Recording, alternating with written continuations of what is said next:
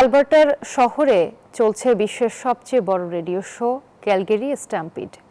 বিভিন্ন দেশ থেকে আসা পর্যটকদের সঙ্গে যোগ দিয়েছেন প্রবাসী বাঙালিরাও। ৩ জুলাই শুরু হওয়া স্ট্যাম্পিড অনুষ্ঠানের পর্দা নামবে ১৩ জুলাই। কানাডা প্রতিনিধি লায়লা নুসরাতের তথ্যচিত্রে ডেস্ক রিপোর্ট।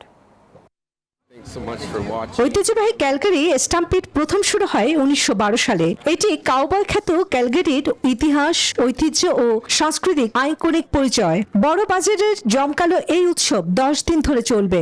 ক্যালগারি একটা বিশেষ উল্লেখযোগ্য মেলার মতো এক্সিবিশন ১০ দিন হয়।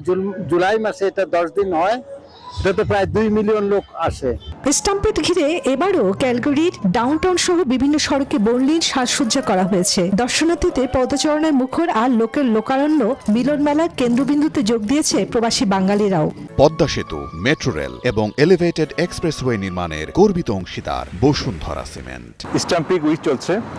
পরিবার পরিজন নিয়ে আমরা এই সপ্তাহটা খুবই এনজয় করি। কানাডায় বসবাসরত বিভিন্ন কমিউনিটি নিজস্ব সংস্কৃতি অনুষ্ঠানের মাধ্যমে তুলে ধরে তাদের কৃষ্টি, ইতিহাস ও ঐতিহ্য। Stampede is all about community and is deeply entrenched in Calgary's. জনপ্রিয় স্ট্যাম্পিড ব্রেকফাস্টে অংশ নেন প্রাদেশিক সরকার প্রধান, সিটি মেয়র ও নির্বাচিত প্রতিনিধিরা। তারা শহরের বিভিন্ন স্থানে নিজ হাতে এই ব্রেকফাস্ট জনগণের মাঝে পরিবেশন করেন। Desk report, news 24।